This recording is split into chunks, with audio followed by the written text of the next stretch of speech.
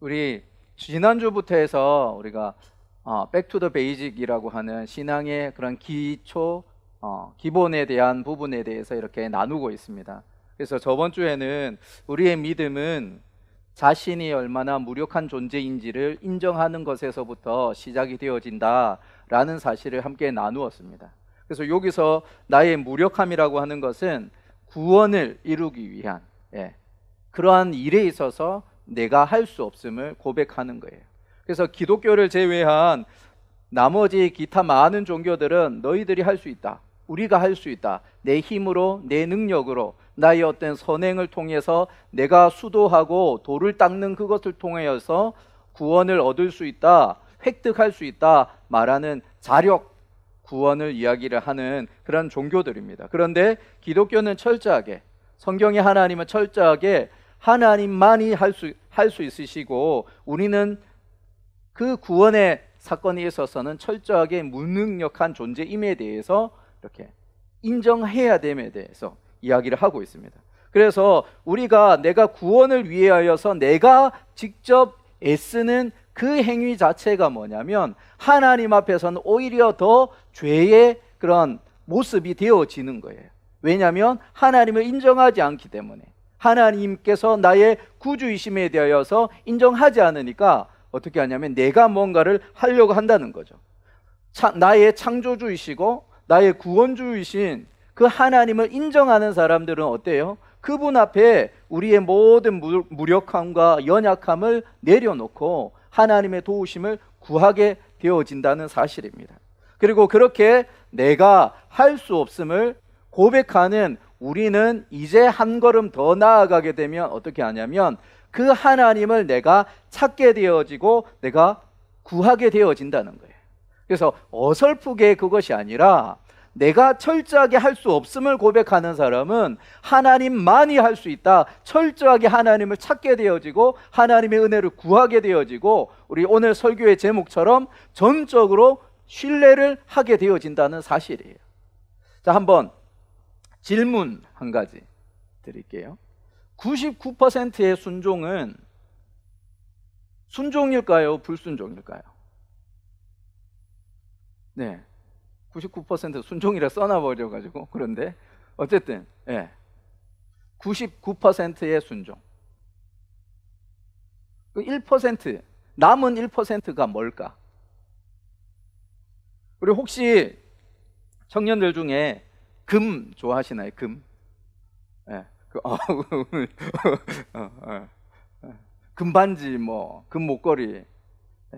저는 차고 끼고 하는 것 자체를 싫어해가지고 그 결혼 반지도 안 끼고 있는데, 금 보면 우리 24K가 순금이라 하잖아요. 그 K가 뭐죠? K.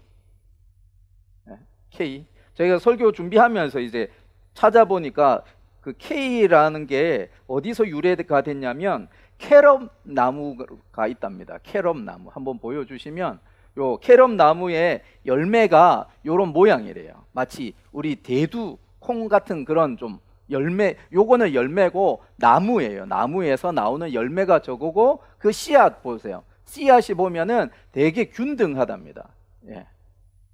그래서 그 캐럿 나무에서 나온 저 열매를 이제 캐럿이라고 하고, 그것이 이제 우리 그 다이아몬드 캐럿 말할 때 그 캐럿도 들어가고, 또 금을 단위로 이렇게 할 때도 K가 그 캐럿에서 이렇게 유래가 되어졌다고 합니다. 그래서 24K는 순금인데 몇 %예요? 순금? 물질에서 너무 이렇게 자유하신 99.90%가 24K라고 합니다. 그래서 아마 집에 하나씩은 아마 있을 거예요. 순금바. 하나씩 없어요. 순금 바 있잖아요. 거기 보면 999 이런 식으로 찍혀 있대요. 그게 이제 99.9%. 그리고 혹시 반지에 내가 24K 반지를 가지고 있으면 그 안쪽에 한번 이렇게 뒤집어서 한번 보면은 거기에 24K가 돼 있든지 아니면 9959로 이렇게 적혀 있답니다. 그래서 왜 995냐면 99.9%의 그 24K 순금으로 이렇게 가공을 하면 조금의 불순물이 들어간다고 해서 그 24K 반지인데도 995로 이렇게 표시를 한답니다. 자, 18K는 불순물 이렇게 비율이 어떻게 될까요? 18K. 네. 네? 18K는 75%랍니다. 75%. 예. 그러니까 25%가 불순물이고, 그리고 쉽게 접하는 우리 14K 있잖아요. 14K. 14K는 58.55%랍니다. 예. 그래서 불순물 뭐 이런 이야기를 제가 하는 이유는 뭐냐면, 다시 앞으로 돌아가 가지고 99.9%의 금을 우리가 순금이라고 이렇게 인정을 해 주는데, 그러면 0.9% 좀 떼고 99%의 순종도 순종이라고 할 수 있지 않을까 생각이 되어진단 말이에요. 그런데 한번 우리가 생각해 볼 때에 남은 1%가 어떤 것일까? 네.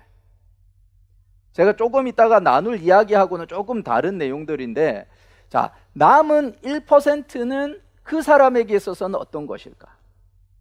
우리 신앙생활을 처음 시작할 때 좀 위기가 닥칩니다.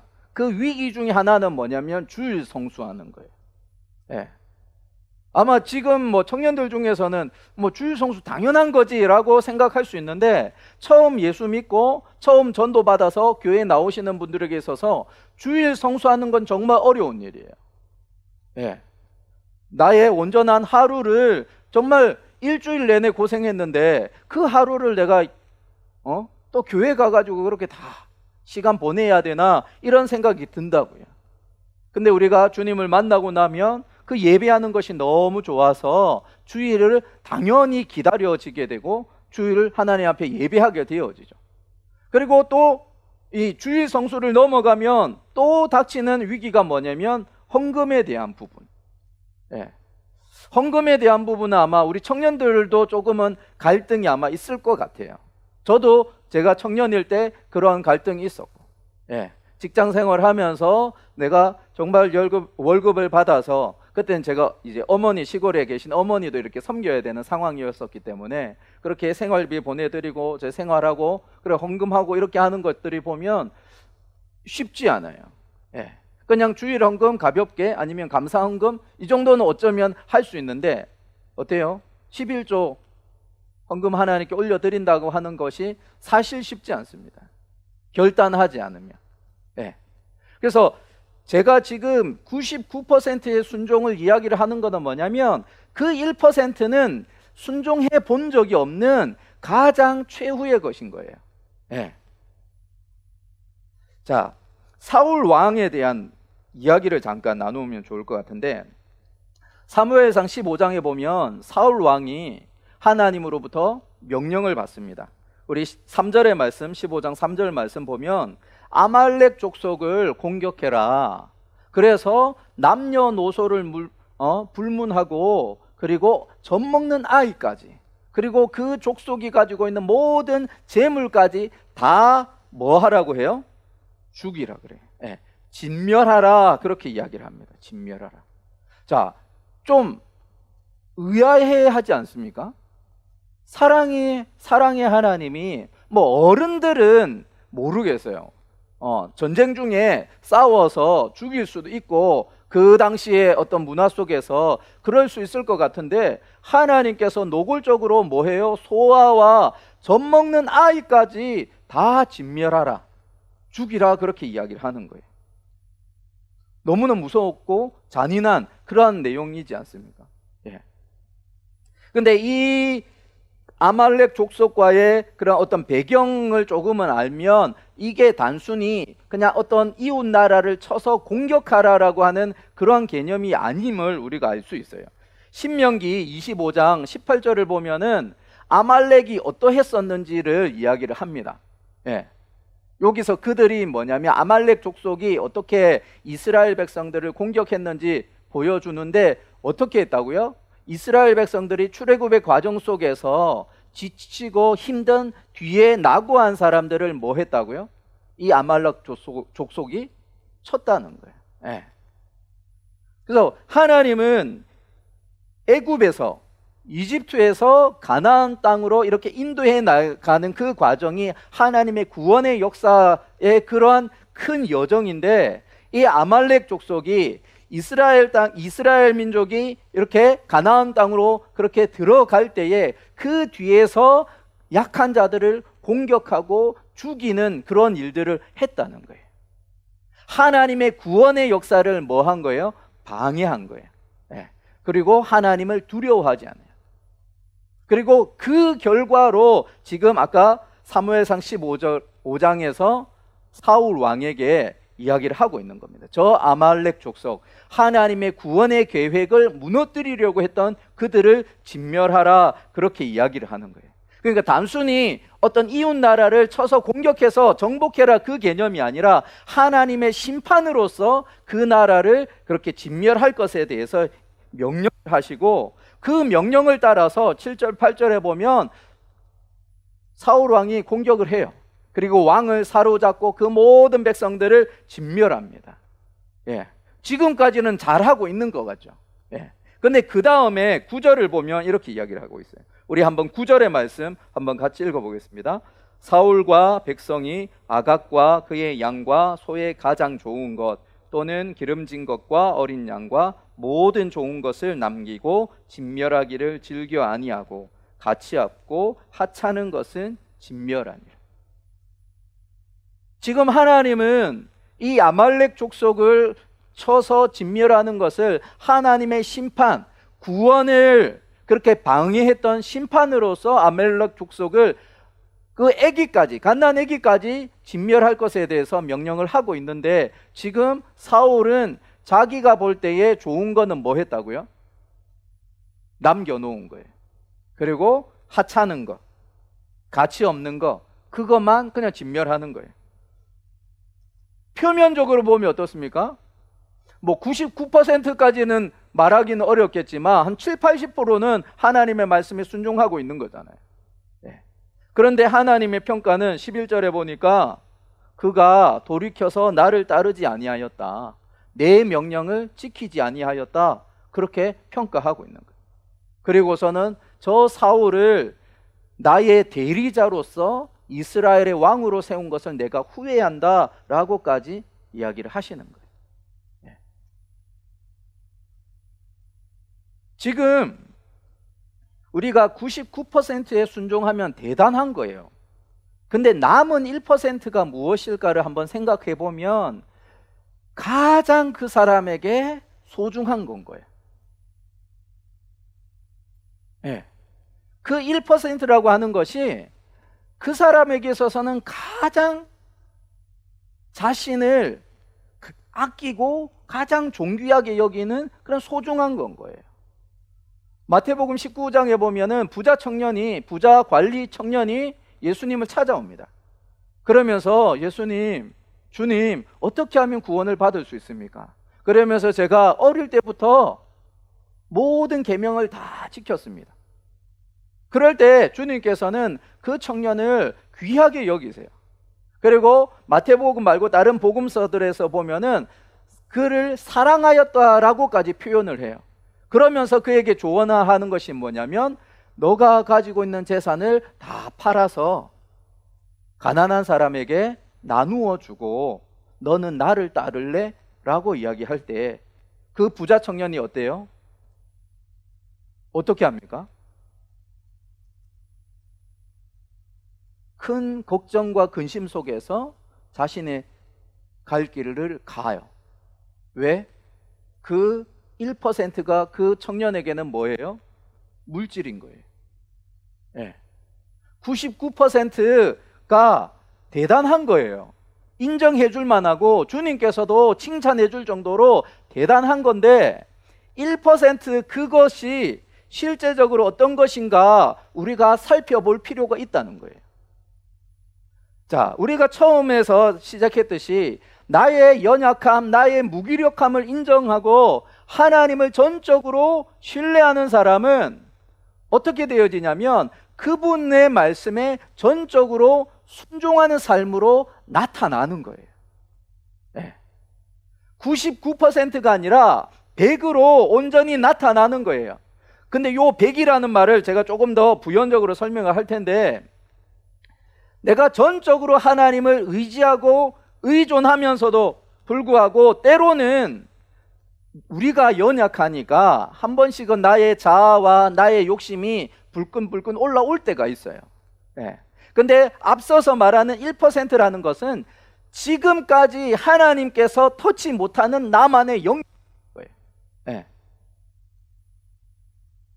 그것을 내가 붙들고 있을 때 하나님이 나의 구주이시고 나의 창조주이시고 내 인생의 주관자이심을 그렇게 인정하느냐? 보여지는 모습은 그러할지 모르지만 사실은 이거를 쥐고 있는 거예요. 이 1%가 없어져 버리면 어때요? 내 존재가 흔들리는 거예요. 그래서 99%의 순종은 그 작은 1%인 것 같은데 수치적으로는 99와 1 차이가 극명하지만 실제적인 가치에 있어서는 사소한 거, 가치 없는 거, 하찮은 것은 순종은 하는데 가장 중요한 것은 내가 순종하지 못하고 있다는 사실이에요.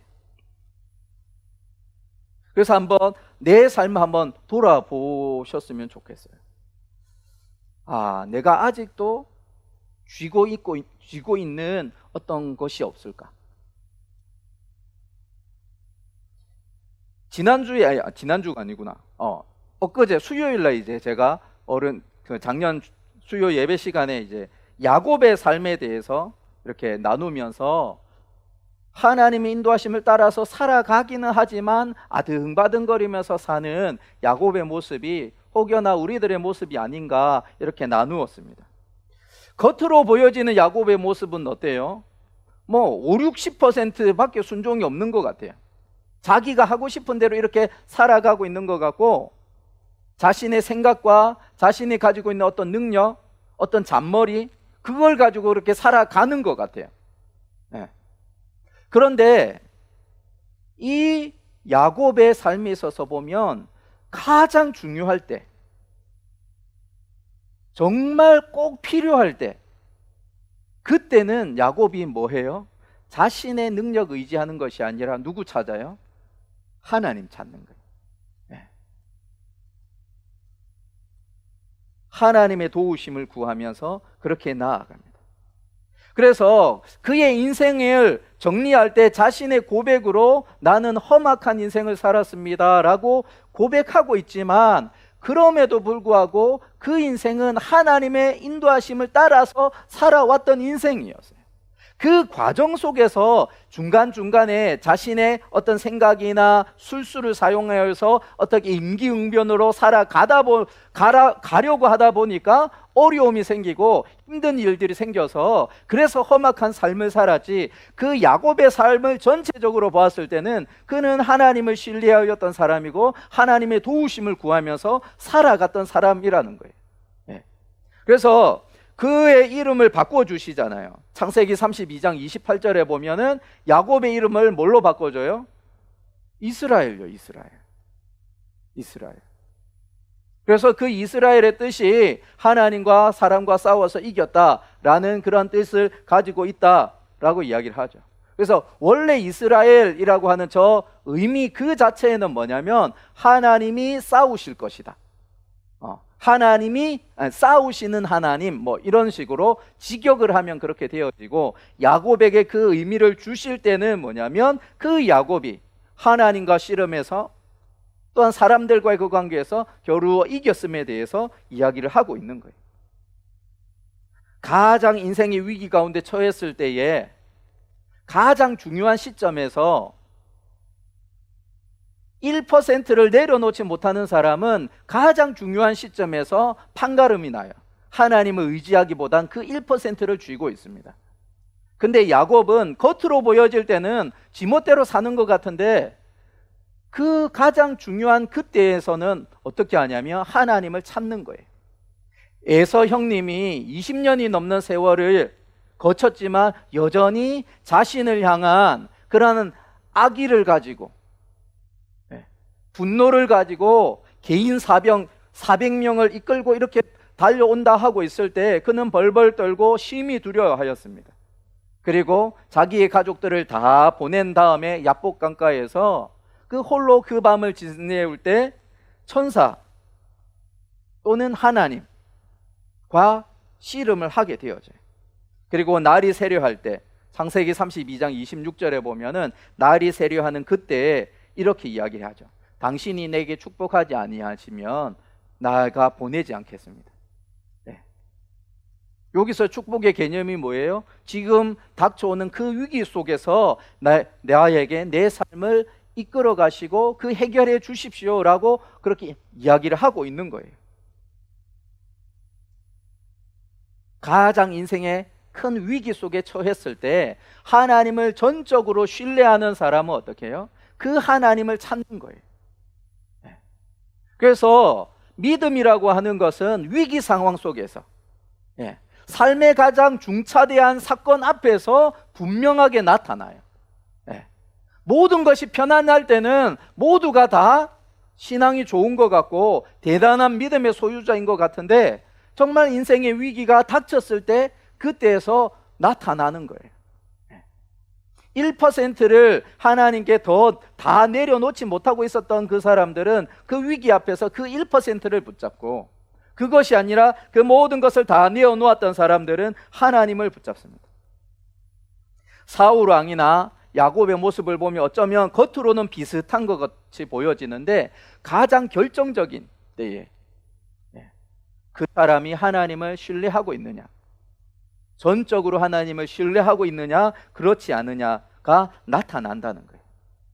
그리고 전적으로 신뢰하는 그 사람들조차도 그러면 내가 모든 100%가 다 순종이다 라는 건 아니에요. 때로는 자기의 욕심 때문에, 자신의 어떤 혈기 때문에, 자신의 어떤 정욕 때문에 하나님의 뜻을 거스릴 때가 있어요. 다윗을 보시면 그러잖아요. 다윗을 보면 어때요? 100% 하나님께 순종하지 못했습니다. 그렇다고 그 사람을 향하여서 전적으로 신뢰하지 않았다라고 하지 않아요.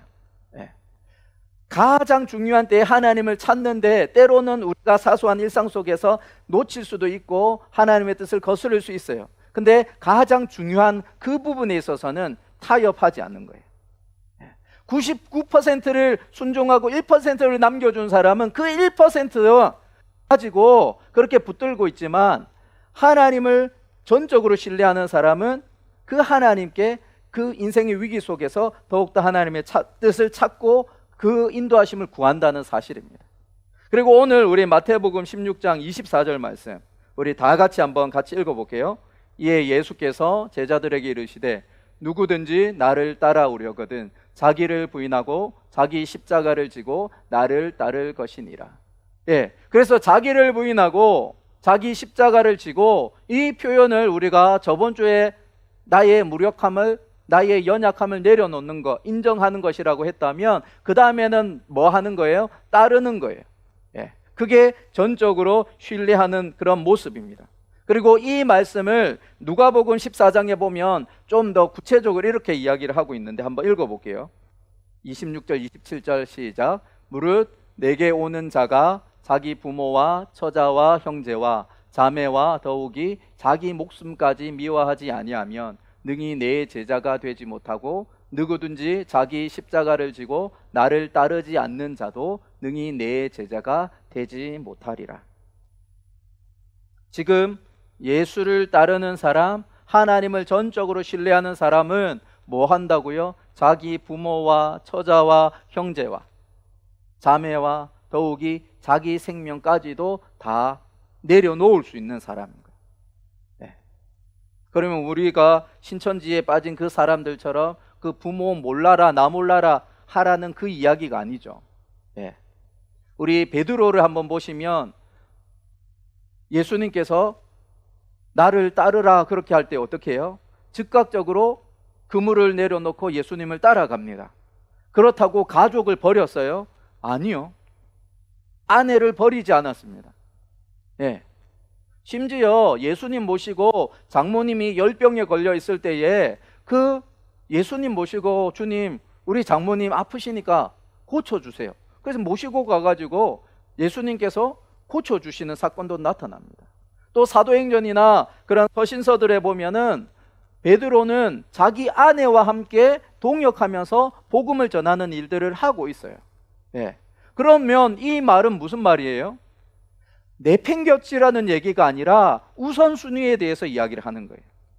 나의 부모 아니면 내 생명까지도 하나님 앞에서, 주님 앞에서 우선순위가 어디로 가는 거예요? 뒤로 가는 거예요. 그 1%에 내가 있든지 부모가 있든지 물질이 있는 것이 아니라 가장 중요한 그 위치에 누가 계신 거예요? 주님이 계신 거예요. 주님이 계시니까 때로는 나의 시간을 내어놓을 수 있고, 때로는 내 물질을 과감하게 내어놓을 수 있고, 때로는 주의 복음을 전하는 일을 위해서라면 부모님과의 시간을 때로는 이렇게 줄일 수도 있는 거예요.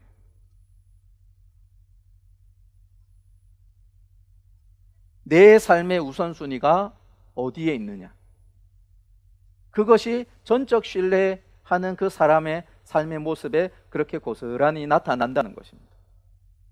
그래서 사소한 일상의 삶 속에서는 내가 하고 싶은 거 할 수 있어요.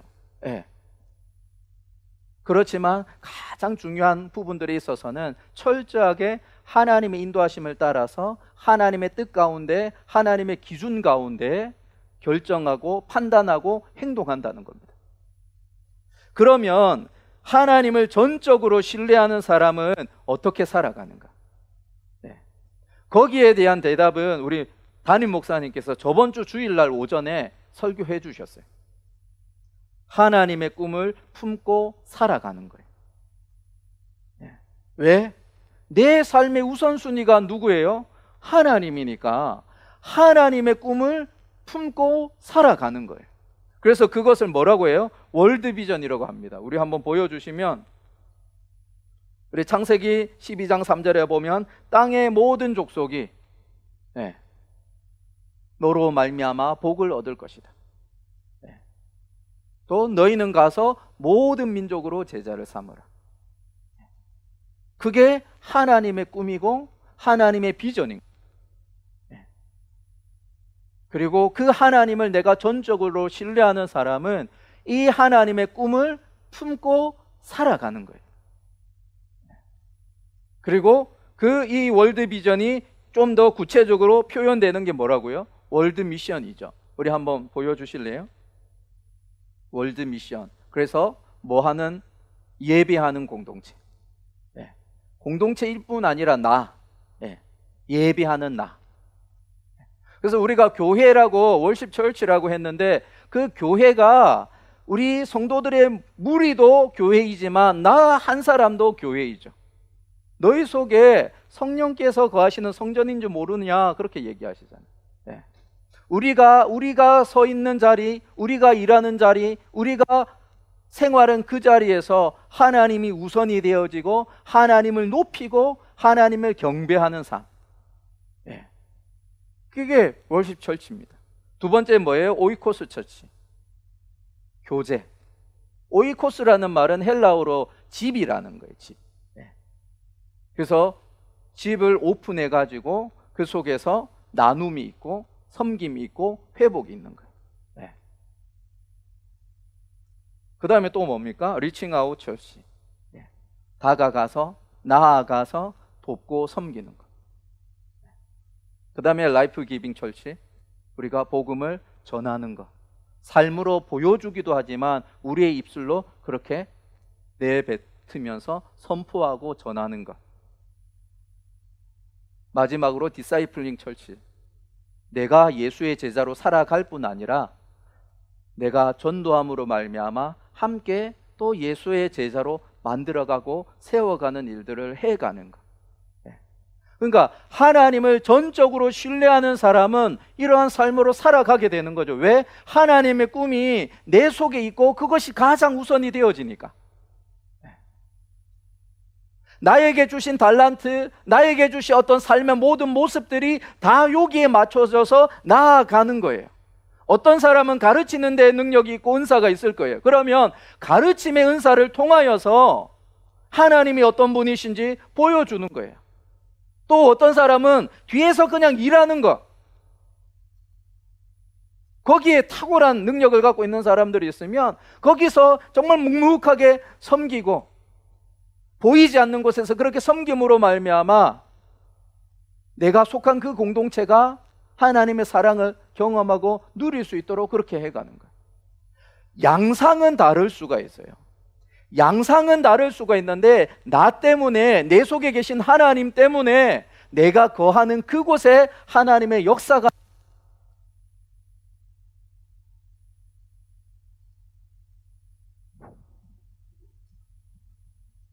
우리 그래서 하나 한번 보시면은 좀 사진 하나만 보여주실래요? 요 배경이 어딘 것 같아요? 나라 선교지입니다. 여기가 캄보디아예요. 캄보디아. 네, 여기 선교사님이 우리 김정민 선교사님이라는 분인데, 제가 이 선교사님을 만났을 때가 한 2009년, 10년 그 정도 되어졌었을 때예요. 그때 단기 선교로 캄보디아에 갔었는데, 그때 지금 선교사님은 그때는 청년이었습니다. 막 군대를 제대하고 이제 그 캄보디아에 파송을 받은 이 선교사님이 청년일 때 그 교회에서 파송한 선교사님이 이렇게 사역하는 현장에 좀 1년, 2년 정도 하나님 앞에 헌신하고자 싶어서 군대를 제대하고 이렇게 와서 섬기고 있었던 청년이었어요. 그리고 10여 년이 지난 지금은 캄보디아에서 정말 귀한 사역들을 하고 있습니다. 지금 요 뒤에 요 부지는 뭐냐면 여기에 체육관 같은 거 이렇게 만든대요. 또 요 뒤에 보이지 않는 쪽에는 이렇게 숙소 같은 거 해서 아이들이 운동도 배우고 그리고 복음으로 훈련을 받는 그런 현장을 이렇게 만들어 가고 있는 그런 모습이 지금 이렇게 사진으로 이렇게 보여주고 있는데, 그가 처음에 선교지 갈 때는 나 군대 제대도 하고 그랬으니까 선교사님 가서 좀 도와드려야 되겠다, 이 마음으로 간 거예요. 그런데 그곳에서 섬기면서 하나님의 은혜를 경험하기 시작하고 그 땅을 향한 하나님의 꿈을 품기 시작하니까 어떻게 해요?